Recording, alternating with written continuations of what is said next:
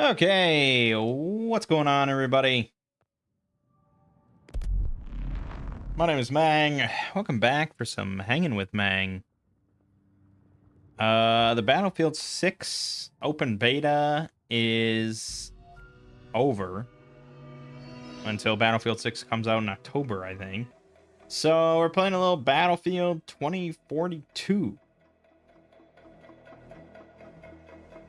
Now, I have been playing a little bit of this week, but yeah, still mostly I'm just playing Dominions, because it's the best game ever made. And Lego and I on Two Brothers went back to Dominions, because it's the best game ever made. So that's still going on.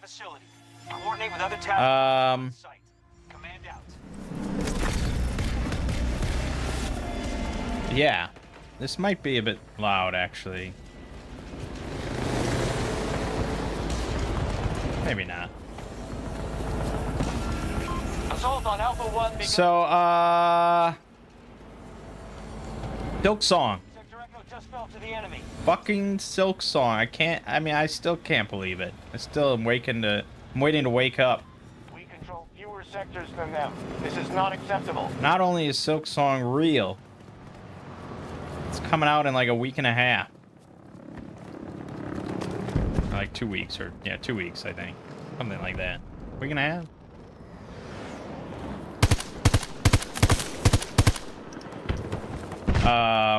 Very, very exciting. Just the thing to break me out of Dominions. No, not much could do it, but Silk Song can. Russian forces are on site. So I'm pretty excited. The footage that I saw looks fantastic.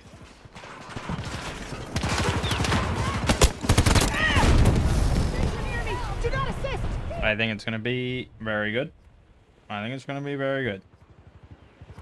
Like, yeah, it's hard to live up to the hype, but I have faith.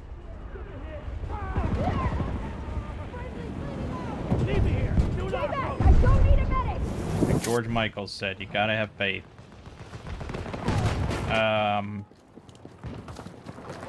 Yeah, so there will definitely be a big old let's play of Silk Song. We have sector Bravo.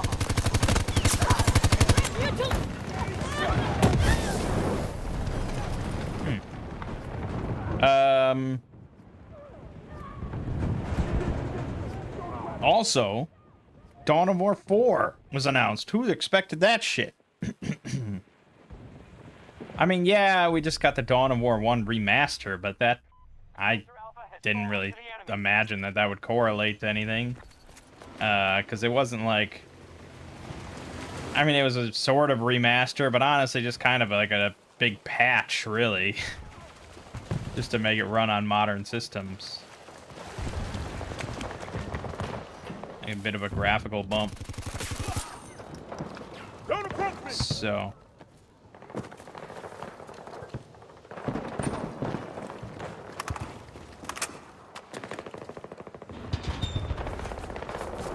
but yeah, Dawn of War 4, and it looks and sounds like it's gonna be good. They're really like talking up about how important, you know, staying true to Dawn of War 1 is, and modernizing it and everything, and the screenshots looked real good, and like the preview that I read of someone that played it or something, they said they couldn't put it down, like they just kept replaying it, and yeah, pretty hype.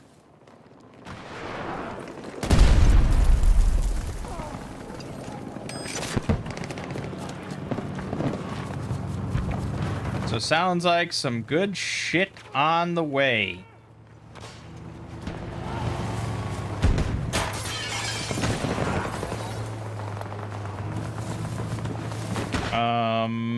There's probably other things. Well, Borderlands 4 is coming out. I don't really have any expectations for that. I'm not like that big of a Borderlands guy. But but I'll probably end up playing that with some friends. So, assuming it's not dog shit.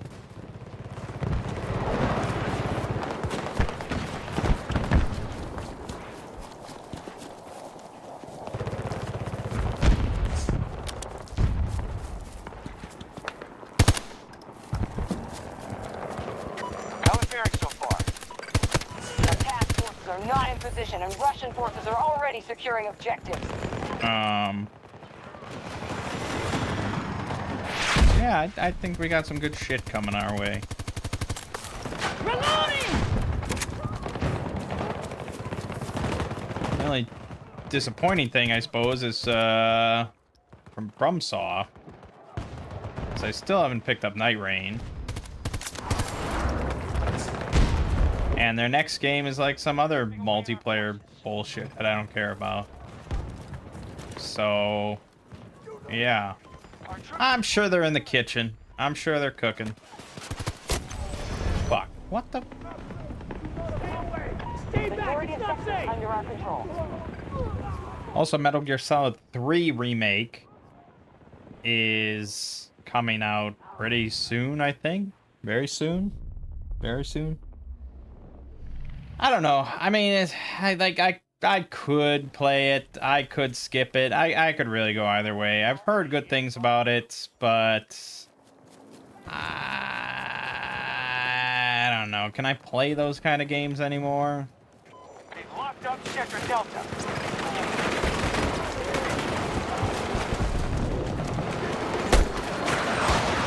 That was way too high.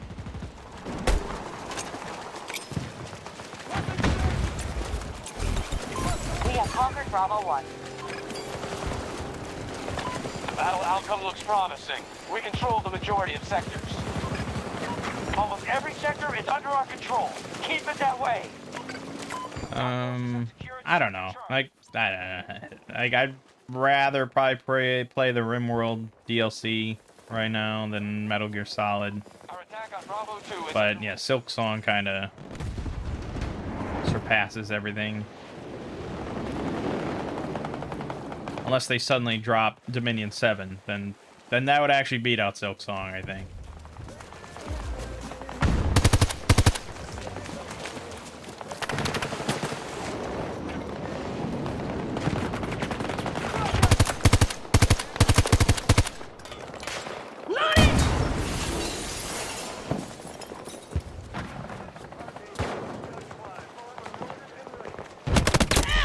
Fucker. Yeah, but otherwise, we got what, more RimWorld, a little bit more RimWorld. I got one more recorded playthrough, 4 videos in the tank, and then we also have Dark Deity 2, which is a decent number of videos. And then we have, of course, Dominions, which I have hundreds of videos. We now hold more sectors than they do. Good work.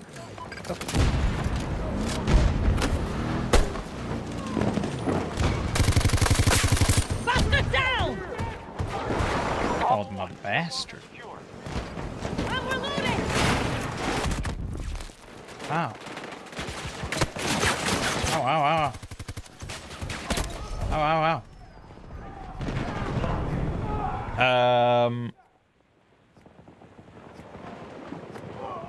Yeah, so, you know, I said that I had to change it so that I was doing Dominions every day in addition to other stuff.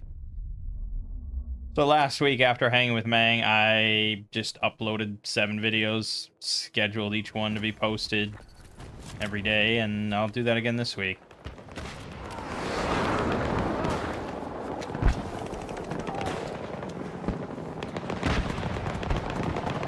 I think that works out reasonably well, or I don't have to think about it every day, and ensures we get our shit out. Hostiles are attacking Bravo 2.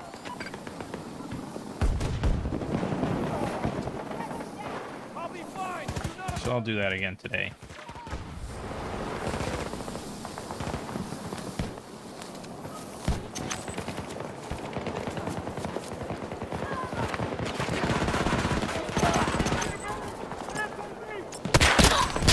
Dude, I'm getting so old.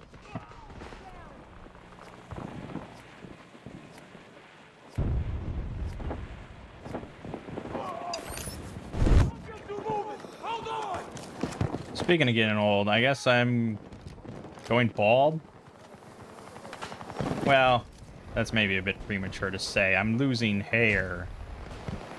Now, apparently that's often linked to rapid weight loss. I don't know. I don't know. I don't know if I'd classify it as rapid weight loss, but I guess. I've lost about 90 pounds in a year.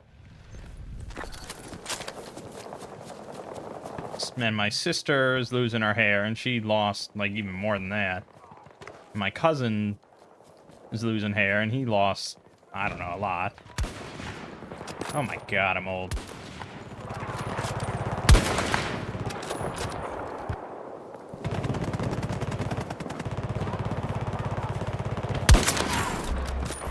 One of our objectives has been lost.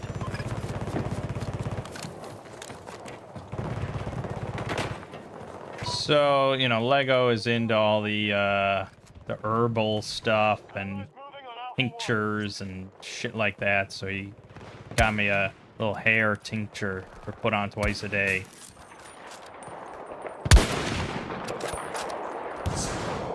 Alpha objectives under control. Sector secure. I don't know. It's not like it's much work, I suppose.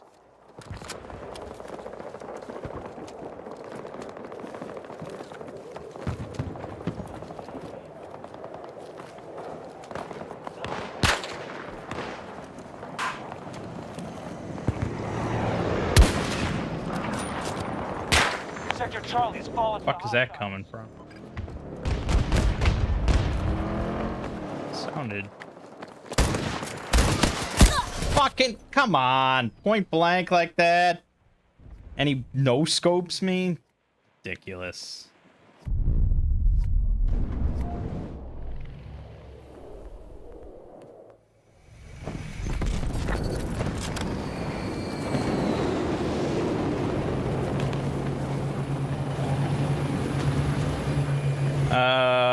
Anywho, what was I talking about? Boom, domed, baby. The headshot sniper kill like sound in this game is just one of the most satisfying things in video games.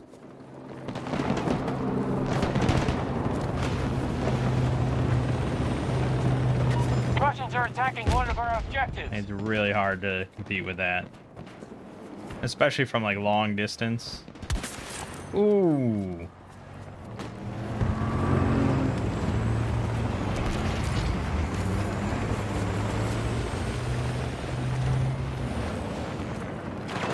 We've conquered more sectors than they have. Keep going. Control of Sector Charlie. Right. So that's what's happening on this channel. Silk Song will be coming. You can guarantee it. Unless it gets overwhelming negative reviews, but even that I can't fathom. I'm down! Need help! What, you just insta-release? What the fuck?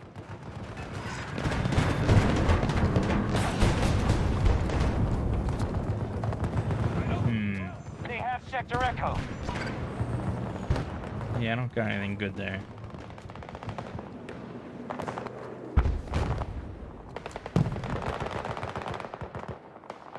Over on the Exploring series, I put out sort of a controversial video.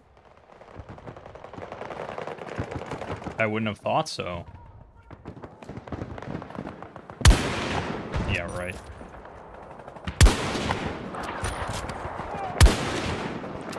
So I put out a video on Classic Con. That's 7 SCPs from that contest. And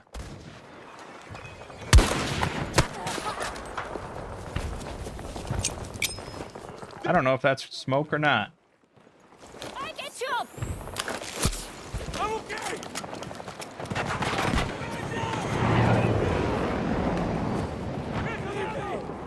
They now control Sector Delta.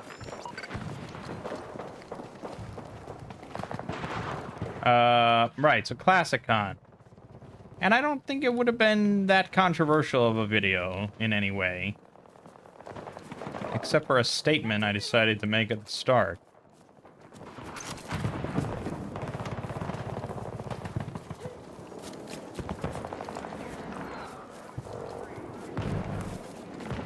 Enemies And attack. I said that there have been complaints in recent years Watching your progress. about SCP and how it's We have locked down Sector Bravo.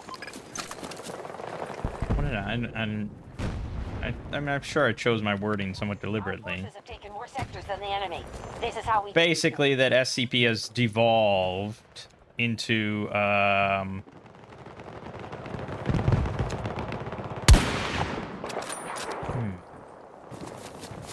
Sector Charlie under Russian control. I feel like I have to check my exact wording here.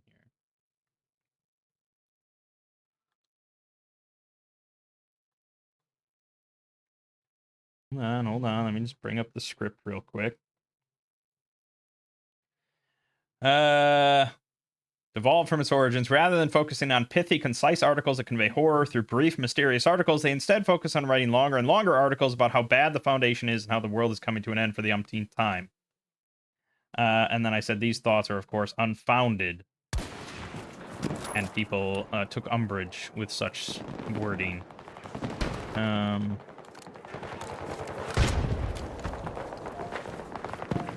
And I think the key term there, perhaps, is focus. Oh!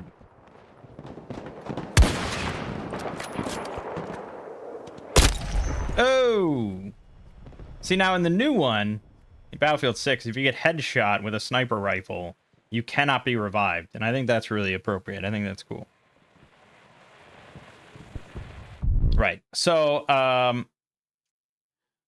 rather than focusing on pithy, concise articles that convey horror through brief, mysterious articles, they instead focus on writing longer and longer articles, blah, blah, blah. But the thing is, I think that's the real key part, is that there isn't a focus anymore on SCP.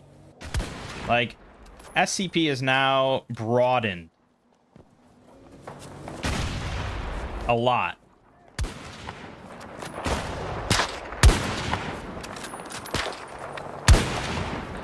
What the fuck?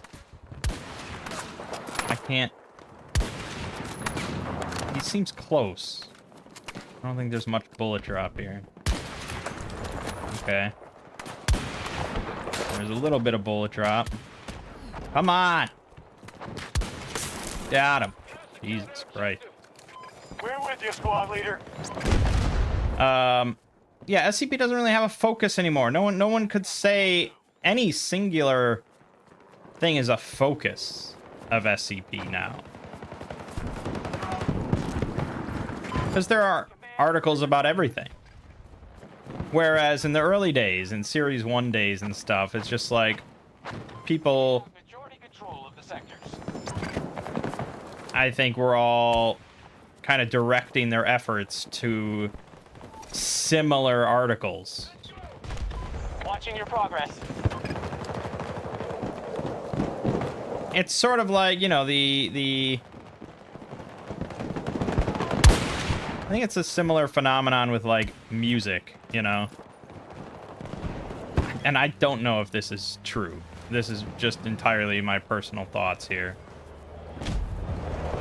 But it feels like music is broadened a lot over the last couple decades. Like, if I say to somebody and I ask, like, are you into 80s music? I think most people understand exactly what that means. Like, you know, it means, are you into like popular 80s music, that, you know, pop music for the most part. And if you have a playlist of just 80s music and someone likes 80s music, they're probably going to like pretty much everything on there.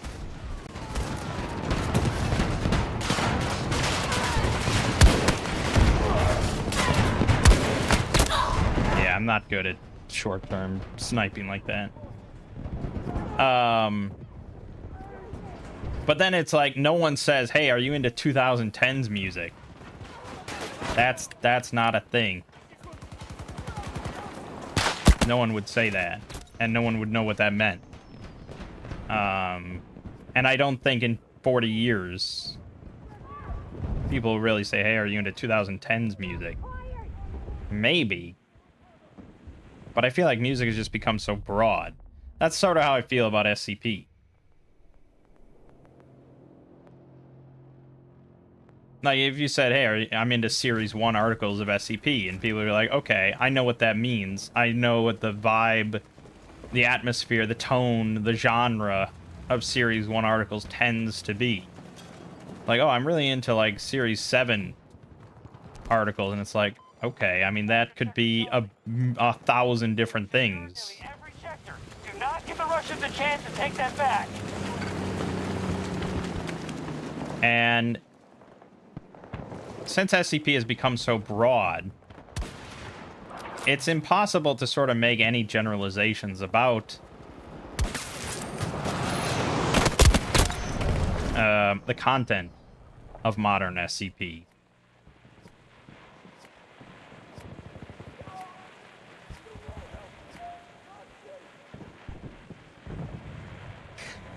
Is the average word length of a Series 8 article higher than the average Series 1 article? Probably. I mean, I think someone could probably do the math on that, figure that out. But that's just part of an expanding, you know, universe. Like, we're dealing with a bigger universe now than we did 12 years ago or whatever.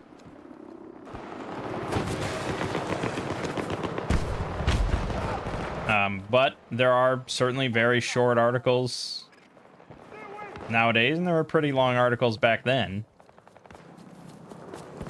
Time to turn this battle around, troops. We must claim more sectors. Obviously, and I've seen this pop up on Twitter quite a lot, it's just that a lot of people don't read the SCP Wiki.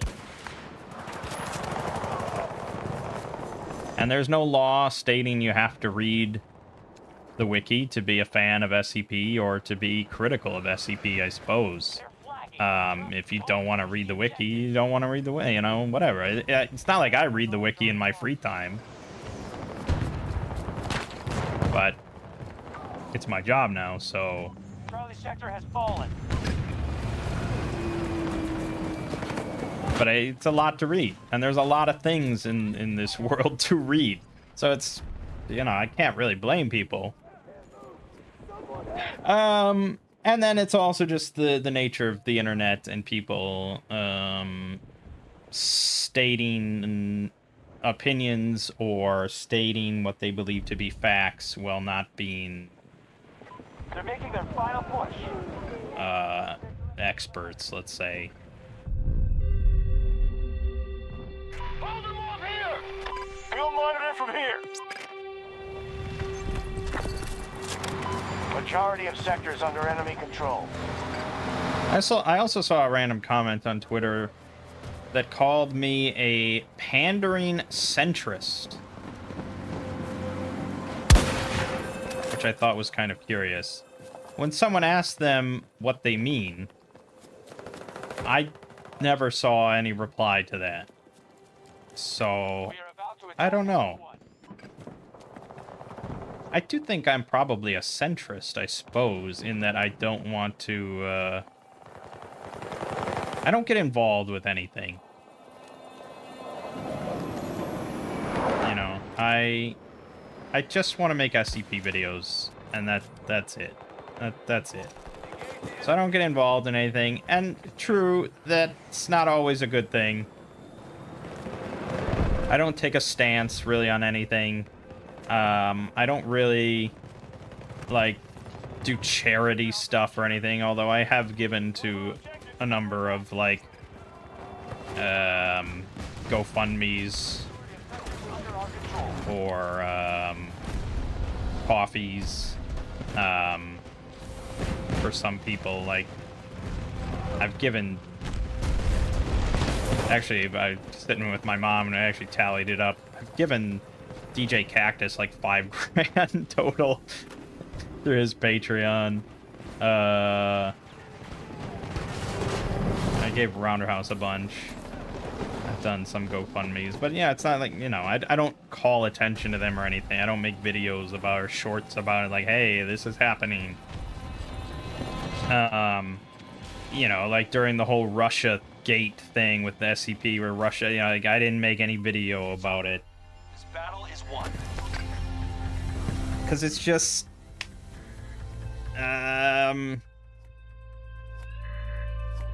I just want to make SCP videos. That's it. And there is, I think, cause to sort of criticize someone for trying to be passive, for someone trying to be just completely neutral and independent in all things.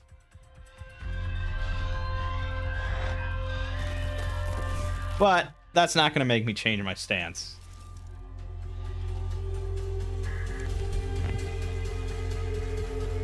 As for the pandering part, I have no idea. I don't know what they meant by that exactly.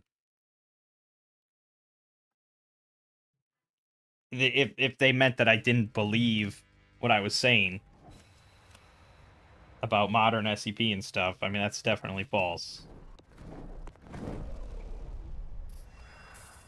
I mean, I've been a fan of SCP for a long time. You know, I read the first 1,000. I read all of Series 1, back when pretty much there was only Series 1. And yeah, I am a big fan of modern SCP. And I was a big fan of Series 1 SCP, but the universe evolves, and I have evolved, and that's how that works. And that's not saying that it's strictly objectively better or anything. There's no such thing as that in art. But I really like it, and that's all I can comment on. And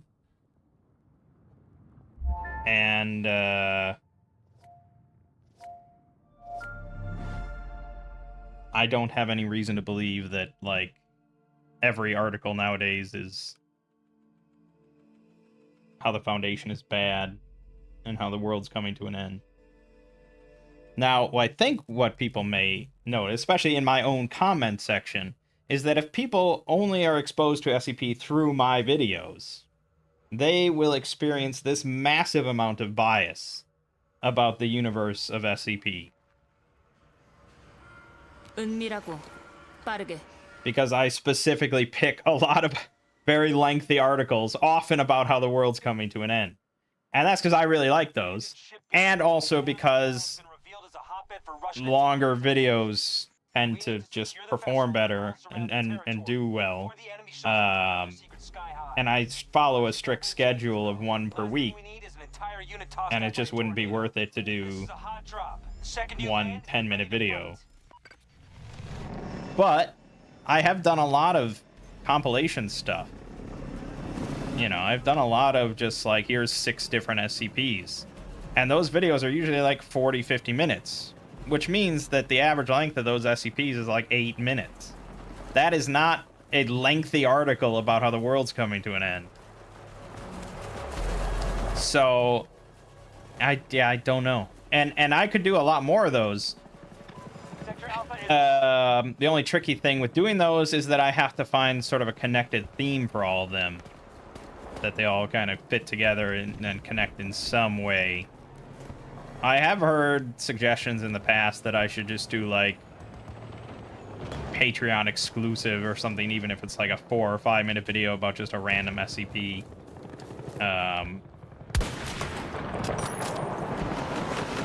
I could. I just really don't like the idea of exclusive videos.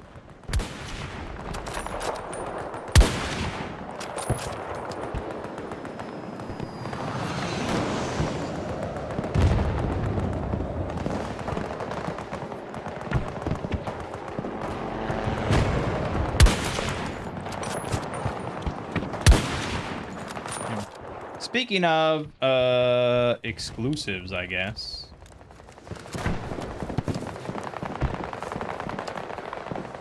A few weeks ago, YouTube sent me an email encouraging me to sign up for channel memberships, which is essentially their way to steal. Oh, that sound effect. Oh, the shot and then the. Oh, it's just glorious. Yeah, so channel memberships are their system to kind of steal back stuff from Patreon. So you can have, you know, rewards and you know, monthly payments from fans, all tied up through YouTube. The enemy has been And it's been available for a while, I think. But I've just not bothered because I'm fine with Patreon and everything. But they're really pushing it now. And so they offered that if I were to sign up for it... Where the fuck did that come from? If I were to sign up for it before, like, September 5th, they'll just give me $1,300.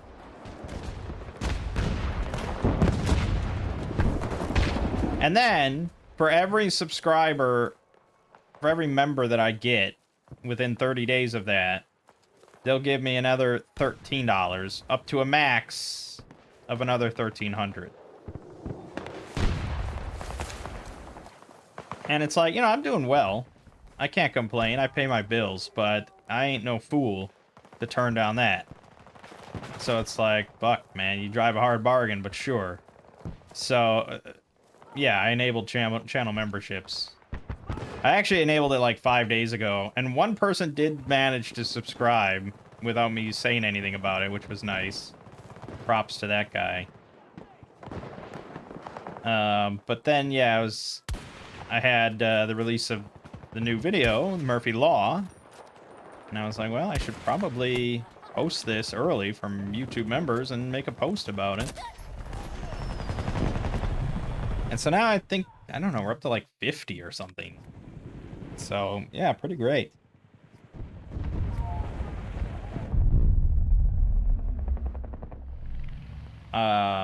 It's a little annoying because you have to, you know, the way that I've done it now for years is that I upload the video, I leave it unlisted, and then I post the unlisted link to Patreon, and then come Monday or whatever when I post. Let's hear it. Fuck! Stop moving, you little bastard. Timetable's off. We need to secure more territory. You got him. You know, you fire enough shots, you'll get anything. Probably. But, I can't... There is an option now then on YouTube to just post it so members only. And it will show up... It'll actually show up for everyone. Everyone can see it on your channel. And it just says members only. Until, oh! Very nice. Until, it goes live or whatever. Or you just leave it there.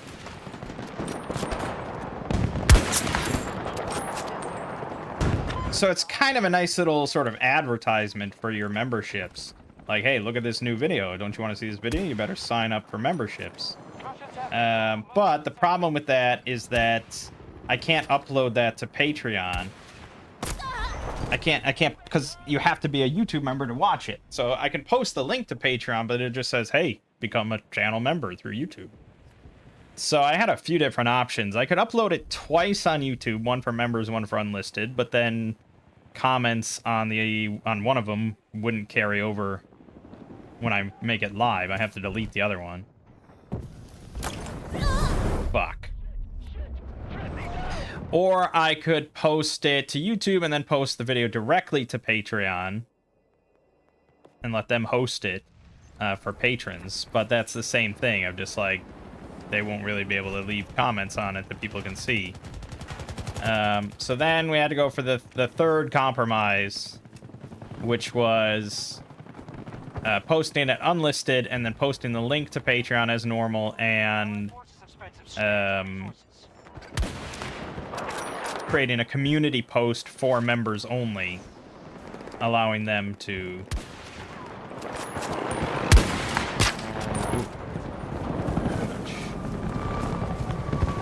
Too high, too high, too high.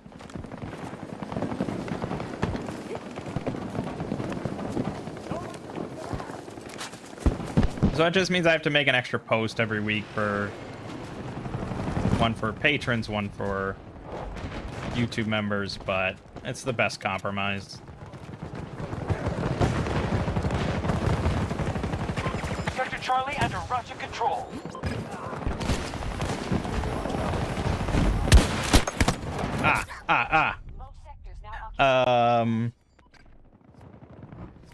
But yeah, I mean, it's like, yeah, it's good.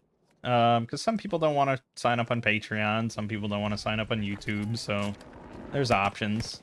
Now I run a poll every week to determine the next video, and I don't really want to put 2 polls.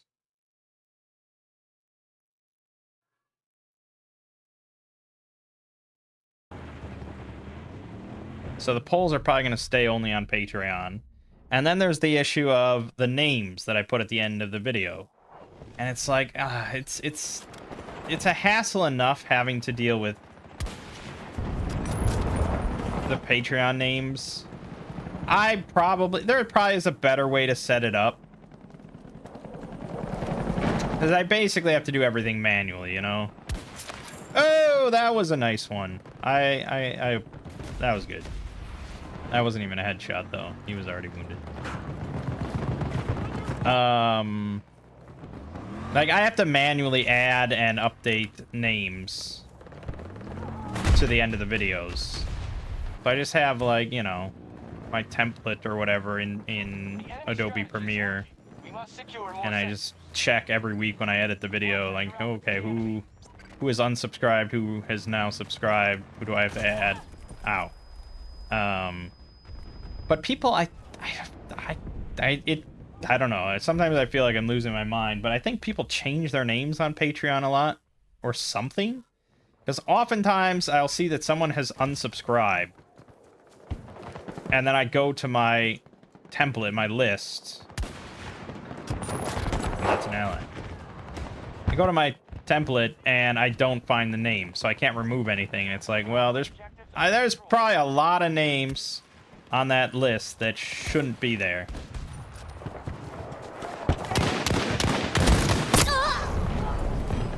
I feel like this shotgun used to be better. I shouldn't have released. So, yeah, I wish there was a way to just automate it so that it didn't... So that I could just... But, yeah, I don't know how you would, really. Because, like I said, people change their names, and I don't know how you'd ever link any of that to Adobe Premiere, so I couldn't think of another way to do it. But then also having to do that for YouTube as well. And I'm pretty sure there's a couple people I've seen that have subscribed to both now.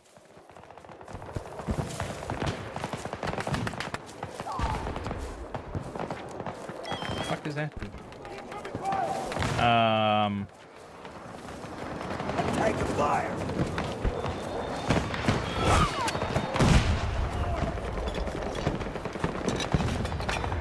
So, yeah, names will probably remain Patreon only as well.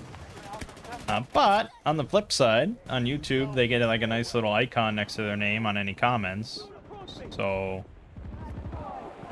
you know, there's that.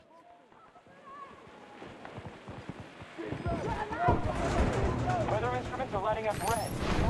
Your surroundings. We have reports of a tornado making landfall. Avoid that wind tunnel. What? What? How did that not get him?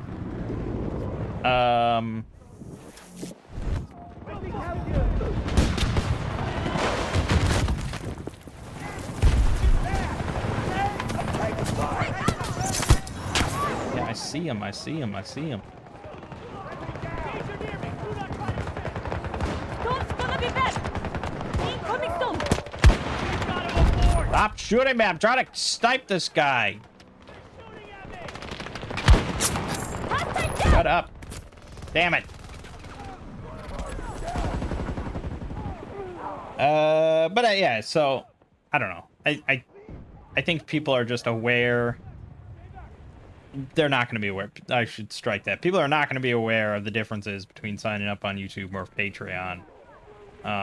But there's just, even if I plastered that every which way to Sunday and saying, hey, this is what you get if you're on Patreon, this is what you get on YouTube, there will still be people that are not aware of it. That's just how it works.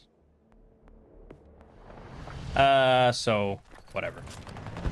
I appreciate the support either way. Yeah, so then this week was Murphy Law. Part 1 of the new Murphy Law SCP.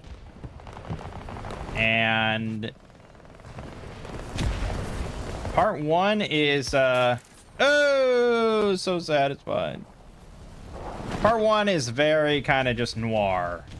You know, like there's obviously it's set in the SCP universe, there's some SCP stuff going on, but it's very just noir. There's nothing pataphysical going on really. But then part 2 is going to be kind of out there. But we'll see how people... Yeah. Yeah. The enemy has been affected.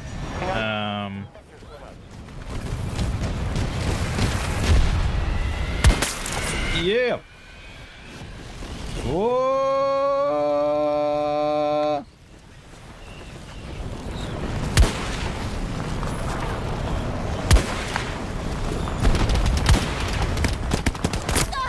Yeah.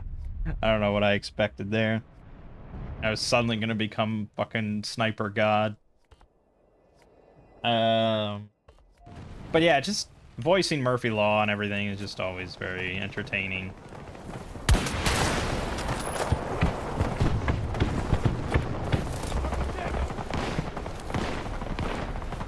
And, you know, I'm not a very good voice actor. Even for Murphy Law, I'm not a very good voice actor, but I enjoy it.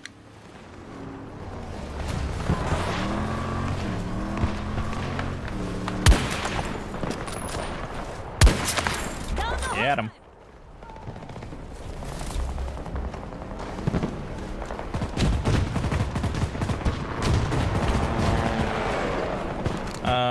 So yeah, pretty good.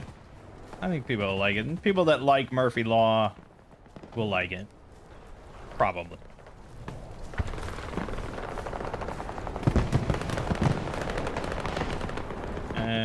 That's kind of it. So let me talk about RPGs. Oh, that was to the right. That was too high. Too high. Too low. Fuck. No shaking. No shaking. So we continued Draw Steel this week. And we have moved on to the starter adventure for Draw Steel, the Delian Tomb. Which was an adventure I think that Matt Colville created a long time back as like the ideal starter D&D adventure. And so now someone else came along, someone else that works for the company or whatever, and fleshed it out into a more full-length adventure. There's no way I'm getting that.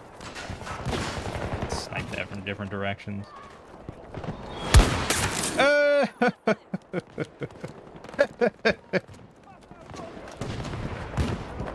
Yeah, I'm not a very good sniper, but I just love it because that's so satisfying. It's so much more satisfying than just running and shooting someone in the back with a submachine gun or something, you know? It's Especially like counter sniping another sniper and just winning.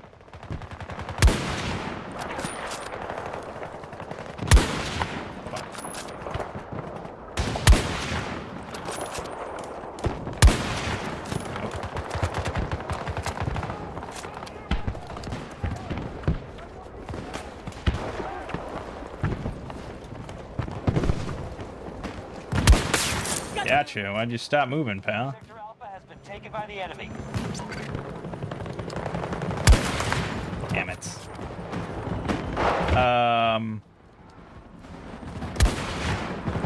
Hide. Left.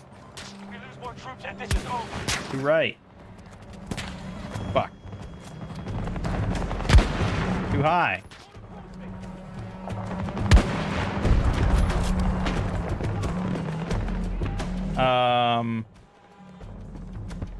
Yeah, so last time they fought basically the goblins at the entrance to the tomb, and then, too high. Not that much bullet drop here.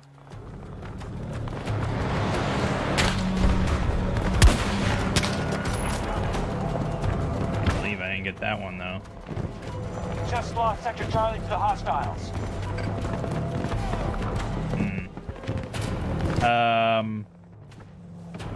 And so now they were heading down into the tomb proper. And the tomb proper is very much just like, here's a fight, here's another fight, have another fight. But there's a little bit more to it than that. But they come down.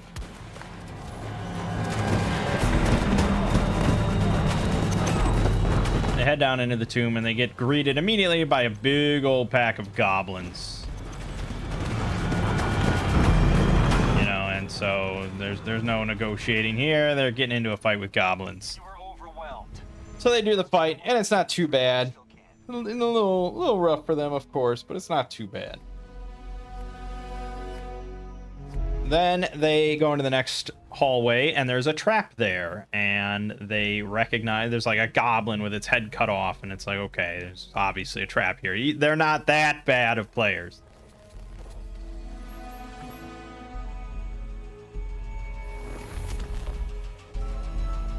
And so they figure out and they get past the trap, and it's not too bad. And then they get in the next room, and they see, before they enter the room, they see that there's this glowing skull sigil on the floor. And there's a bunch of coffins on the side, and there's a statue on the far end of the room. And next to the statue is a plaque that says, "When this fails, the battle is over." And my nephew, the mage, decided, hey, he's like, I want to examine this sigil on the floor. And the module does account for this, and he does the roll, and he gets a bad result. But the bad result is basically that he takes some damage, but he still learns what the skull does. That the skull is animating the undead that are in the coffins. And so I decided they don't know that there's undead in the coffin yet. I mean, they're pretty sure, but the undead are still just resting in the coffins. They pop out once they enter the room. So I gave him the damage, and then I thought that once the battle starts, I'm going to tell him, like, okay, now that you're here, you can sense your connection is still lingering to the sigil, and you can sense that it is responsible for animating the undead.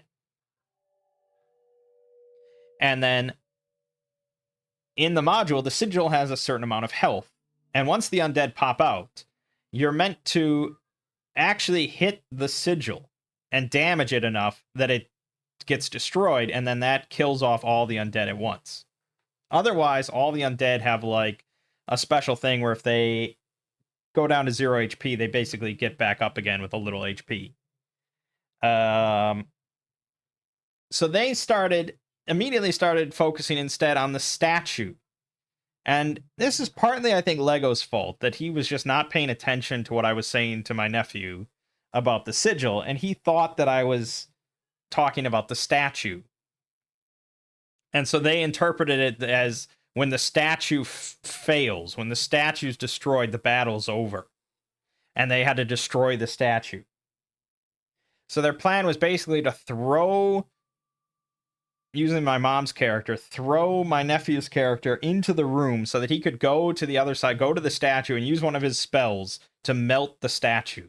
This was their big plan. Leaving him very exposed to all the undead that were just popping out. And so that's basically what happens. And they get into this big, long, slogging fight with the undead that does not go well for them. My aunt actually she actually dies. Like, her character, technically, as far as the rules go, died. But I said at the start of this campaign that you only die if you want to die. Because they don't want to learn new characters, and I don't want to have them learn new characters. So, yeah, we're not... Death is not really on the table unless they want it. But there are consequences. And so after she got back up afterwards, she had to lower one of her stats by -1. Which is pretty significant in this game. When stats range from, like, -2 to +2. So it's kind of significant. And so you might eventually decide to retire, but we'll see. So yeah, this big long slog, and about, halfway, 3/4 through it, I'm just like, I feel like I should mention something. But it also goes against my kind of training and ingrown sort of nature as a DM. The DM doesn't do this stuff. And I talked about this last week. The DM just doesn't say shit like this. And yeah, they would appreciate it. But it's just like, God. Like, I don't want to play the game for them. And there are certain times in combat where I literally do play for them. Because they just like, they swing their sword. My mom especially is really bad with this, because I keep trying to tell her over and over that she's playing a Fury. She's all about forced movement. She's all about just knocking things through, walls and pillars and, tables, and just smashing through stuff to do more damage. Like, that's what her character's all about. And so many times she just, like, swings her weapon, does some damage. She's like, okay, that's my turn. It's like, fuck, you have a maneuver every round. And you can just knock things through walls and stuff. And so many times now I've had to just be like, okay, no, you move here, you use your maneuver, you're pushing them through this, and they die. And it's like, and they're like, oh, wow, thank you. And it's like, I want you to fucking learn.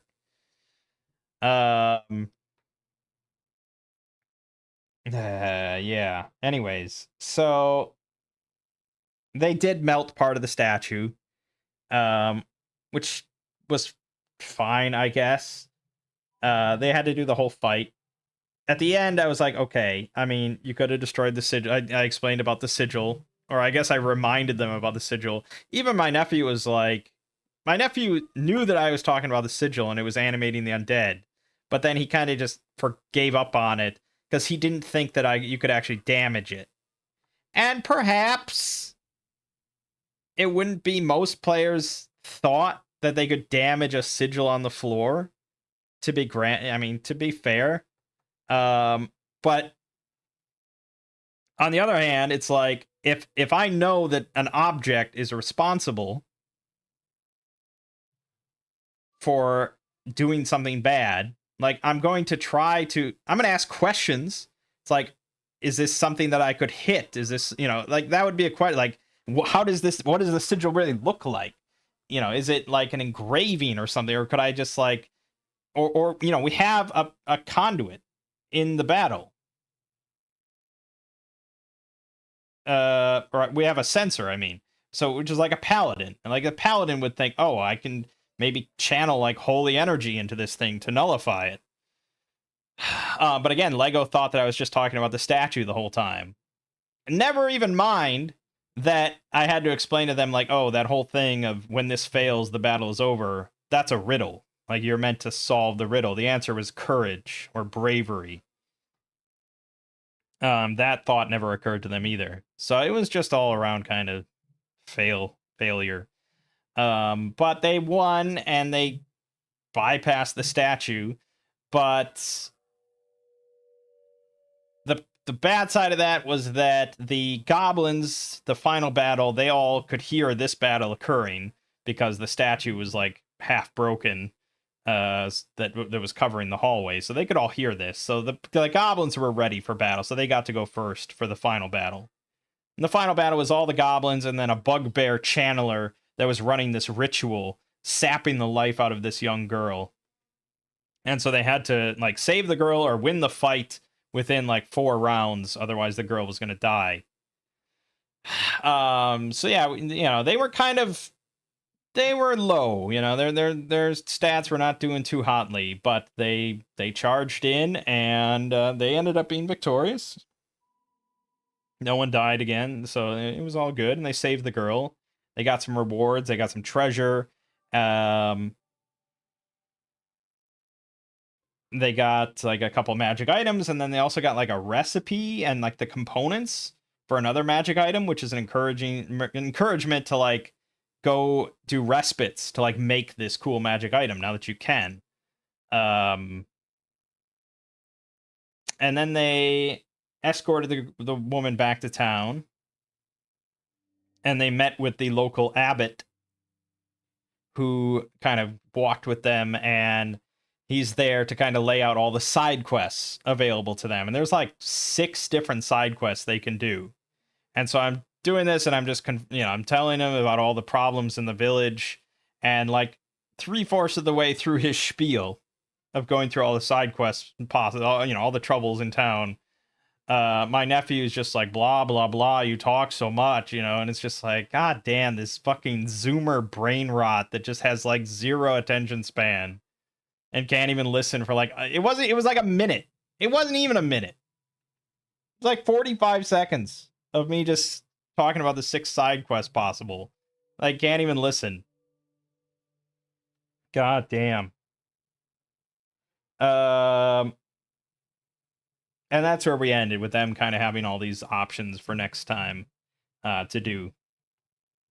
But then this week I was starting to look over like, okay, like I said the last week, the issue is that at the end of this starter adventure, they will not be like level 5 or level 6, which is what it would take to actually go on like a giant themed adventure so that we can continue with Storm King's Thunder.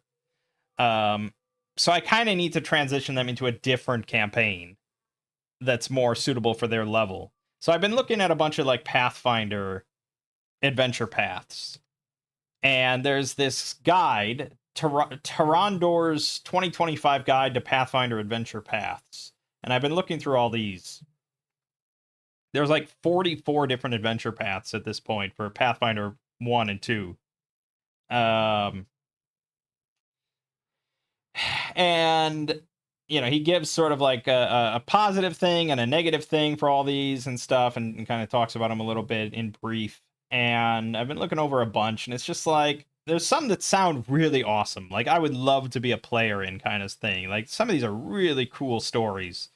But then you read about, like, the highlights and stuff, and it's like, oh, there's really strong, like, narrative and, like, character NPCs, and you really connect with, like, the town or different characters. Or the villain is really, like, well written, and it's just like, I'm just thinking about my players and how fucking just they don't care about any of this shit.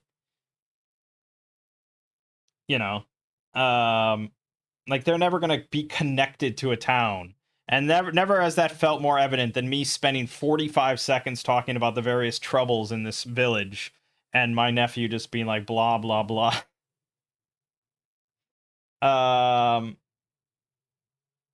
So oh boy. So I'm really not sure.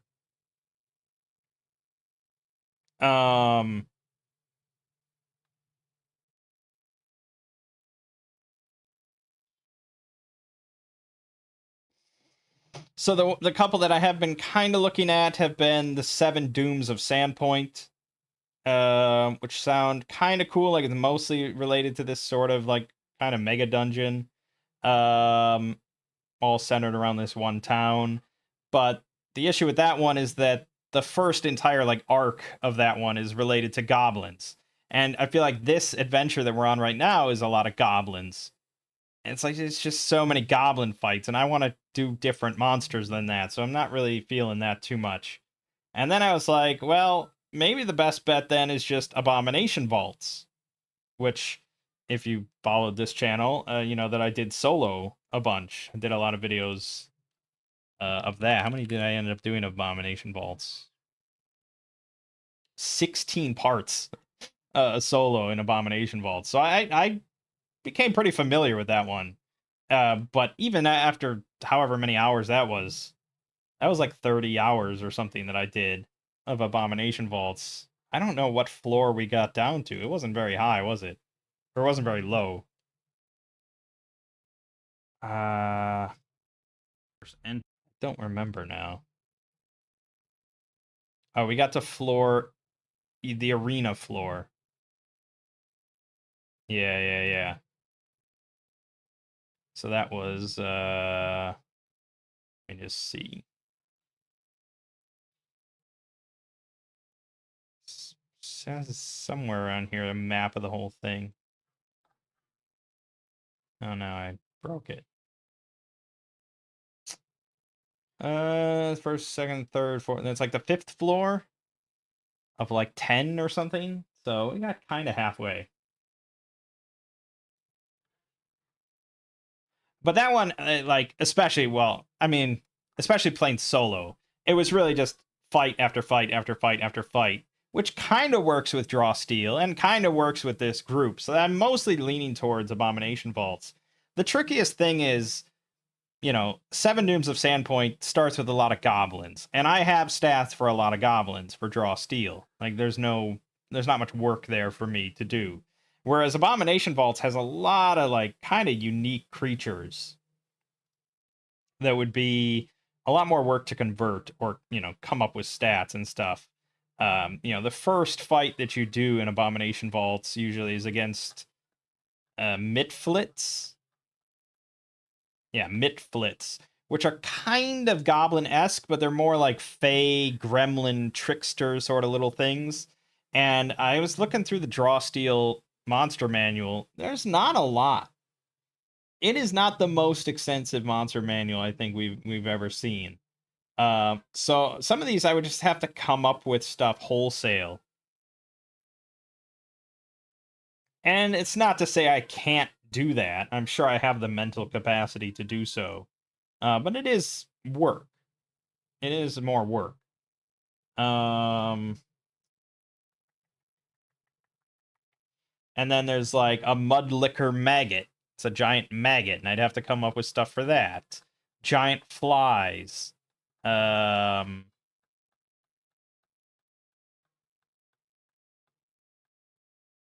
There's like a giant scorpion. Corpse lights.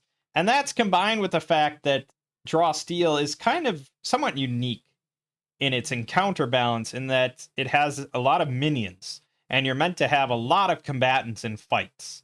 Like, it works a lot better to have like 16 weak enemies compared to just 4 strong enemies.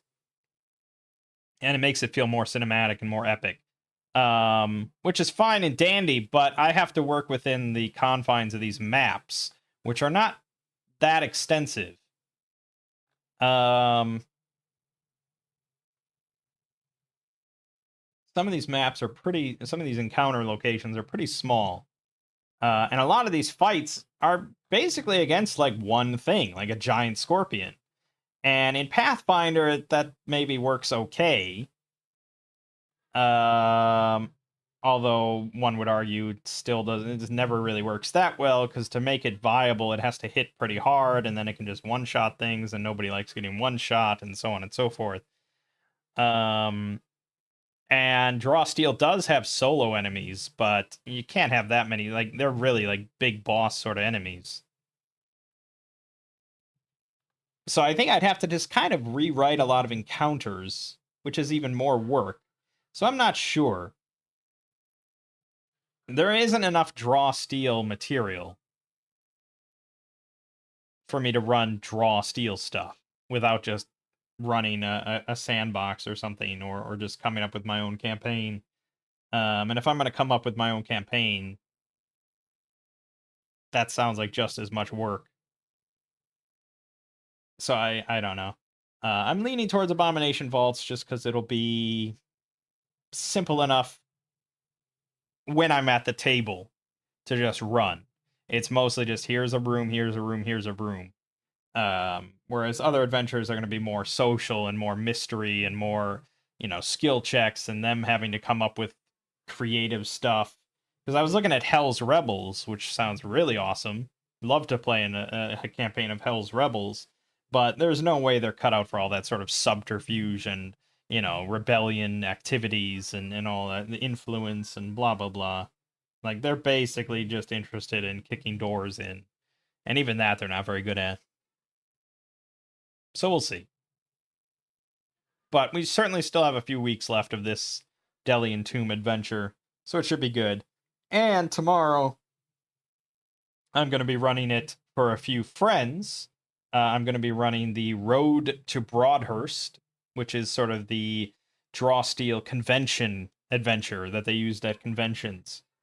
So it's pretty short. It's like 2 encounters, a negotiation encounter, and a montage encounter. And we might not even get all the way through all that. But it should be a good time. I'm hoping to encourage our forever DM to take some more looks at Draw Steel, because I think it's a really just fun system. Combat's fun. All the other sort of mechanics I think work well together. And it's basically just like 4th edition D&D if it were good, which is great.